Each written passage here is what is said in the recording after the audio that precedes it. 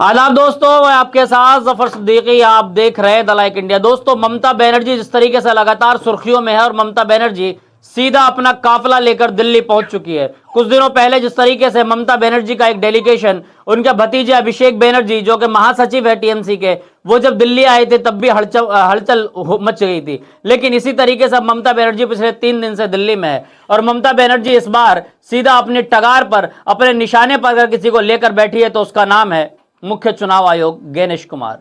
गणेश कुमार इस बार ममता बनर्जी के निशाने पर है, ममता बनर्जी की टगार पर चढ़े हुए हैं। और ममता बनर्जी एक ऐसी महिला है जो एक राज्य के मुख्यमंत्री के साथ साथ वो कई बार कह चुकी है कि मैं लॉ पढ़ी हुई हूं, मैंने वकालत की हुई है, मुझे चुनौती देने की कोशिश ना करें। जिस तरीके से प्रधानमंत्री मोदी हो, देश के गृह मंत्री अमित शाह हो, चाहे और कोई व्यक्ति हो, डिफेंस मिनिस्टर हो, सभी को अगर आंख में आंख डालकर कोई बात करने का काम आज विपक्ष के तौर पर एक मजबूत आवाज है तो उसका नाम ममता बनर्जी है। ममता बनर्जी लगातार जिस तरीके से सुर्खियों में है, ममता बनर्जी ने अब सीधा एसआईआर का मुद्दा लेकर सुप्रीम कोर्ट पहुंच चुकी है और सुप्रीम कोर्ट में ममता बनर्जी इस लड़ाई को बतौर वकील खुद लड़ रही है। यह एक बहुत बड़ा सवाल है। कल तक जो लोग सोचा करते थे कि भाई कोई भी व्यक्ति हो, अगर कोई तहसीलदार भी है, मैं समझता हूं कि कोई नगर पंचायत का अगर सदस्य भी है, अगर कोई व्यक्ति छोटे छोटे ग्राम प्रधान का, अगर ग्राम प्रधान का उसने चुनाव लड़ाओ, ग्राम पंचायत का चुनाव लड़ाओ, ग्राम प्रधान भी है तो प्रधान को भी अगर किसी मामले का कोई जरूरत पड़ जाती है तो उसको एक वकील हायर करना पड़ता है।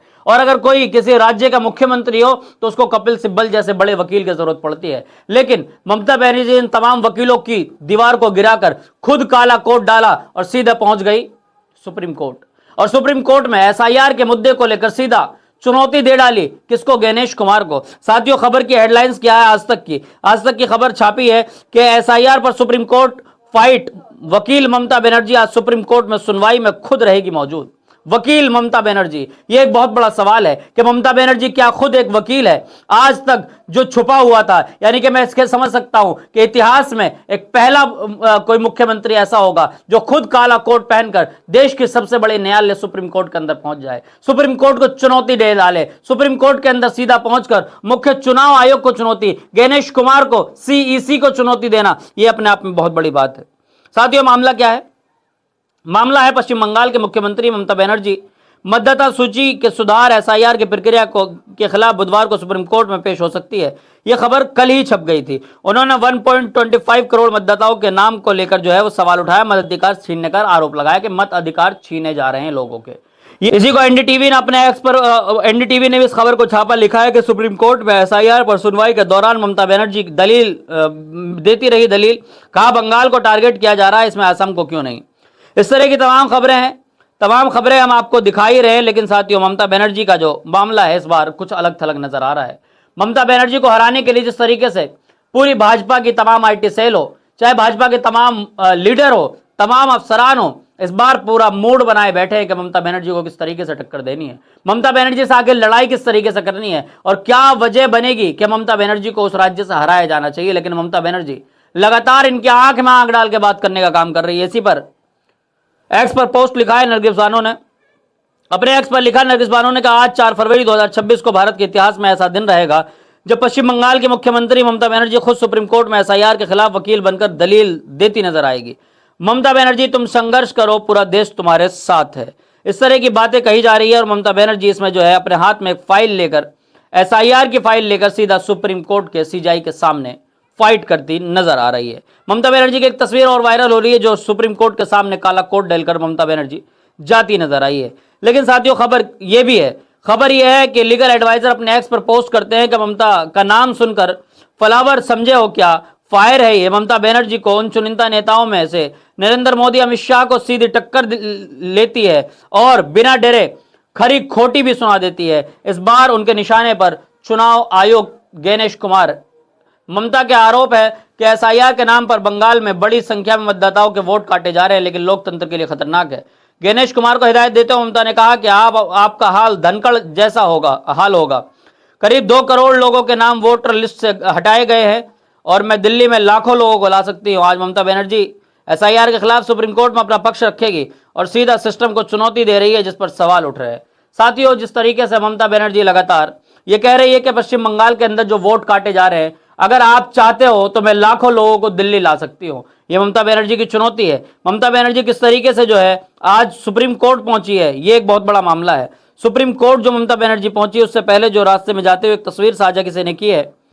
शैलेंद्र यादव अपने एक्स पर पोस्ट करते हैं कि SIR मामले में पैरवी करने के लिए ब्लैक शॉल ओढ़कर सुप्रीम कोर्ट पहुंची ममता बनर्जी। यह महिला गुजराती रंगा बिल्ला से नहीं डरती है, और इन्होंने एक छोटी सी वीडियो भी पोस्ट की है। तो साथियों, लगातार जिस तरीके से ममता बनर्जी मुखरता के साथ बेबाकी से लेकर बंगाल से दिल्ली तक की तमाम गद्दियों को हिला कर रखा है, ममता बनर्जी ये सोच रही है कि अब मैं किसी भी तरीके से खामोश नहीं बैठने वाली हूं। एक लेडी होने के बावजूद, एक राज्य की मुख्यमंत्री है 3 बार की, लेकिन खुद ब्लैक शॉल ओढ़कर, ब्लैक कोटी डालकर सीधा सुप्रीम कोर्ट पहुंचती है, और देश की एक सबसे बड़ी संस्था जिसका नाम मुख्य चुनाव आयोग है, मुख्य चुनाव आयोग को चुनौती देना कोई मामूली बात नहीं है।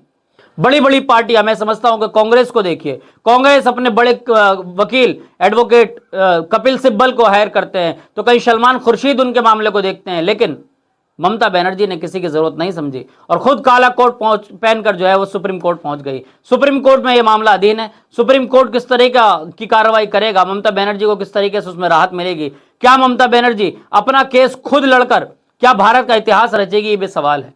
भारत के इतिहास में अगर कोई महिला इतनी हिम्मत कर रही है कि एक राज्य की 3 बार की मुख्यमंत्री है, उसके बावजूद भी मौजूदा सरकार जो किसी के सुनने के लिए तैयार नहीं है, उस सरकार की आंख में आंख डालकर बात करने का काम कर रही है, एक ऐसी मुख्यमंत्री को मैं समझता हूं कि दिल से सलाम है, जिसने वाकई लोकतंत्र की एक बड़ी जिम्मेदारी उठाई है।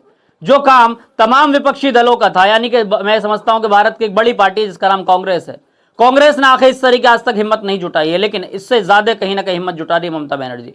बंगाल की मुख्यमंत्री है, लेकिन खुद जब सुप्रीम कोर्ट पहुंची तो तमाम लोग ये सोच रहे हैं, बड़े बड़े वकील देखकर दंग रह गए, ये सोच रहे हैं कि ममता बनर्जी अपना केस खुद लड़ेगी आखिर सुप्रीम कोर्ट में आकर। ये एक बहुत बड़ा मामला है। जिस तरीके से ममता बनर्जी ने पिछले दिनों आईपैक के दफ्तर को लेकर जब छापामारी हुई थी, उस मामले को लेकर जिस तरीके से ममता बनर्जी ने FIR दर्ज कराई थी ED के खिलाफ, सीधा हाई कोर्ट तक पहुंच गई, मामला सुप्रीम कोर्ट तक पहुंचा, तो कहीं ना कहीं ममता बनर्जी अब चुनाव तक खामोश नहीं बैठेगी। चुनाव जिस तरीके से भी होंगे होते रहेंगे, लेकिन ममता बनर्जी इस बार जो है वो इंसाफ की लड़ाई लगातार लड़ती नजर आएगी। आप पूरी वीडियो देखकर क्या कुछ सोचते हैं कमेंट में राय जरूर दें।